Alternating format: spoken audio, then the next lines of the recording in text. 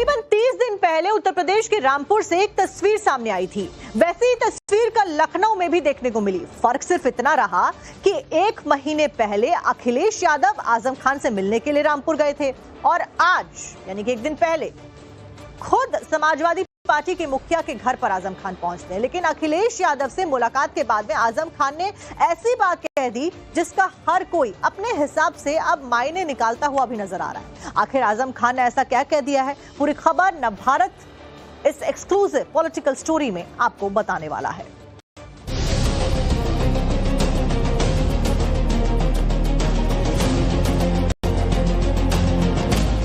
आजम खान साहब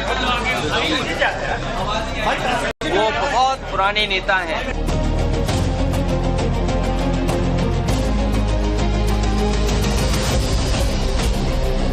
बगैर दिल के काम कर रहे हैं अब तो हम।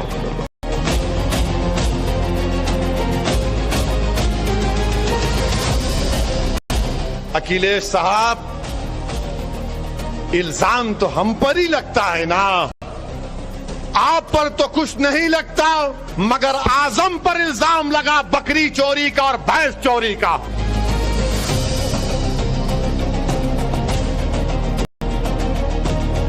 अखाड़े में पहलवान उतरते हैं तो हर पहलवान जीतने के लिए उतरता है।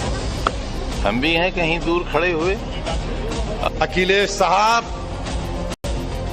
इल्जाम तो हम पर ही लगता है ना, आप पर तो कुछ नहीं लगता, मगर आजम पर इल्जाम लगा बकरी चोरी का और भैंस चोरी का। हिंदुस्तान में मुसलमानों के 2 बड़े चेहरे तलखंदार और सख्त मिजाज में नजर आ रहे हैं। अब तक इन दोनों ही चेहरों की ताकत अलग अलग रही है। सियासत का रण क्षेत्र भी अलग अलग रहा है। आजम यूपी की सियासत के पुराने और धुरंधर खिलाड़ी रहे हैं, तो वहीं भाईजान ओवैसी की राजनीति हैदराबाद, महाराष्ट्र, बिहार में अपनी मौजूदगी को दर्ज करा चुकी है। लेकिन 27 की जंग से पहले यूपी की सियासत में बड़ा टर्निंग पॉइंट जल्द आ सकता है और इससे सीधे सीधे यूपी की सबसे बड़ी विपक्षी पार्टी के मुखिया की टेंशन बढ़ सकती है। क्या है वो टर्निंग पॉइंट, जानने से पहले लखनऊ से आई इन तस्वीरों को देखिए। समाजवादी पार्टी के कद्दावर नेता आजम खान लखनऊ में समाजवादी पार्टी के मुखिया के घर आते हैं। यहाँ उनकी अखिलेश यादव से मुलाकात होती है। साथ में बेटा अब्दुल्ला आजम भी है। दोनों नेताओं के बीच नाराजगी की अटकलों के बीच ये मीटिंग 30 मिनट तक चली। ठीक 30 दिन पहले ऐसी ही एक मुलाकात लखनऊ से करीब 350 किलोमीटर दूर रामपुर में भी हुई थी। अखिलेश यादव लाव लश्कर के साथ रामपुर गए थे और अपनी पार्टी के आदरणीय नेता से बंद कमरे में मुलाकात की थी। अखिलेश से मुलाकात के बाद काला चश्मा लगाए आजम खान के तेवर तो पुराने ही थे, लेकिन जुबान पर जेल यात्रा का दर्द साफ दिख रहा था। मैं माफिया नंबर 1 खड़ा तो हूँ आपके सामने, मैं खड़ा तो हूँ आपके सामने। अब मुझसे बड़ा माफिया कौन है? मैं खड़ा तो हूँ आपके सामने। मैं तो मिसाल हूँ और मेरे बाद सदियों मिसालें दी जाएंगी। लोग हमारे किस्से कहानियों की तरह सुनाया करेंगे। आपके बच्चे अपने बच्चों को सुनाया करेंगे और बताएंगे कैसा दौर भी हिंदुस्तान में आया था। आजम खान का ये दर्द स्वाभाविक है। आजम खान जेल में गए तो उन्हें समाजवादी पार्टी की तरफ से उपेक्षा ही मिली। जेल में रहने के दौरान न तो अखिलेश और न ही समाजवादी पार्टी के दूसरे बड़े मुस्लिम नेताओं की तरफ से कोई भाव मिला, जबकि हैदराबादी भाईजान असदुद्दीन ओवैसी कई बार खुले मंचों से आजम खान पर जुल्मो सितम का मुद्दा उठाकर अखिलेश को घेरते नजर आए। आजम मंत्री थे, तुम क्या है बताओ? और आज भी आपके दरमियान में आकर, आज भी आपके आजम की अहमियत नहीं है, आपके वोट की अहमियत है। एक मंत्री को जेल में डाल दिया गया, सपा के लोग मुंह नहीं खोलते। कौन कह रहा है आजम आजम आजम? ओवैसी कह रहा है। आजम खान और ओवैसी के एक साथ आने की अटकलें इसलिए भी लगाई जा रही हैं क्योंकि यूपी के सियासी सीन में देश के दोनों ही बड़े मुस्लिम फेस की अपनी राजनीतिक मजबूरी दिख रही है। ओवैसी की पार्टी MIM को यूपी में बड़े मुस्लिम फेस की दरकार है। ओवैसी ने यूपी में अब तक दांव लगाने की जितनी बार कोशिश की है, दांव उल्टा ही पड़ा है। 2017 में 38 उम्मीदवार उतारे थे, 2022 में 100 उम्मीदवार उतारे थे और 2024 लोकसभा में 7 उम्मीदवार उतारे थे, लेकिन कामयाबी नील बटा सन्नाटा। अब जब ओवैसी रैलियों में सीधे सीधे अपनी कौम के लिए सीएम की कुर्सी की मांग उठा रहे हैं। अगर मल्ला का बेटा उप मुख्यमंत्री बन सकता तो क्या आजम का बेटा मुख्यमंत्री नहीं बन सकता? हमको जवाब दिया। नरमल्ला का बेटा उप मुख्यमंत्री बन सकता तो क्या मोहम्मद का बेटा नहीं बन सकता मुख्यमंत्री? मेरे भाई, फैसला आपको करना है।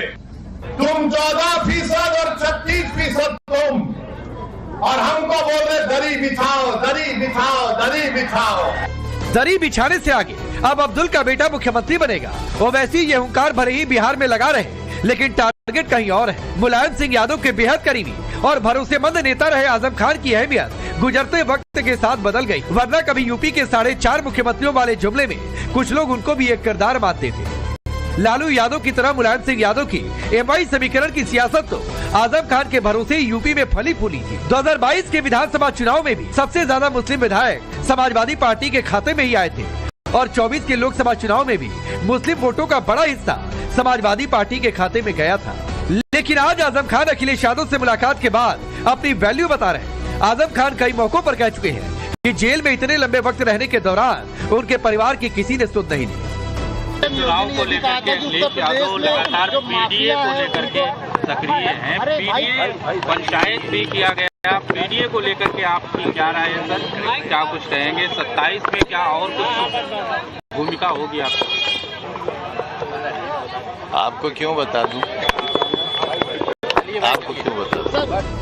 जिस तरह से 27 की जंग में अखिलेश यादव के पीडीए को मजबूती देने के सवाल पर आजम खान ने गोल-मोल जवाब दिया, उससे टेंशन अखिलेश यादव की जरूर बढ़ सकती है। सियासत के धुरंधर अखिलेश यादव बखूबी जानते हैं उनके पीडीए वाले फॉर्मूले पर अगर आजम खान नाराज हो गए तो 27 की लड़ाई मुश्किल हो सकती है।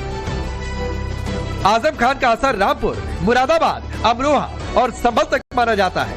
ये वो इलाके हैं जहां 40% से ज्यादा मुसलमान हैं। 24 के लोकसभा चुनाव में मिली कामयाबी के बाद अखिलेश यादव पीडीए को समाजवादी पार्टी के लिए यूपी में सत्ता की सीढ़ी के तौर पर उम्मीद भरी नजरों से देख रहे हैं। अखिलेश यादव के पीडीए में पी फॉर पिछड़ा और डी फॉर दलित पर तो पेच पहले से ही फंसा है। रही बात ए फॉर अल्पसंख्यकों की, तो आजम खान के एक और पेच से नई मुसीबत खड़ी हो सकती है। विरोधी लगातार ओवैसी पर बीजेपी के बी टीम के तौर पर काम करने का दावा करते रहे हैं, लेकिन समाजवादी पार्टी में रहने के बावजूद आजम खान ओवैसी पर बी टीम वाले आरोप को खारिज कर रहे हैं। वहीं बिहार में मौजूदगी दिखा रहे ओवैसी को भी नए दोस्तों की तलाश है और इस दोस्ती का दायरा वो यूपी तक फैलाना चाहते हैं। जाहिर है अखिलेश यादव का एक गलत दांव यूपी में उनके मुस्लिम वोट के अवैध किले को हवा हवाई कर सकता है। बहुत सारी कयास या लोग चर्चा कर रहे थे कि चूंकि आपको लोगों ने अप्रोच किया तो क्या अब अगर वो गाड़ी भेज देंगे तो चला जाऊंगा। बसपा में चले जाएंगे आप? अरे तो गाड़ी तो भेजे, वही गाड़ी जो जिसमें मैं चल सकूं वो गाड़ी भेज देंगे तो चला जाऊंगा। तो आजम खान इंतजार कर रहे हैं बसपा की गाड़ी का? मैं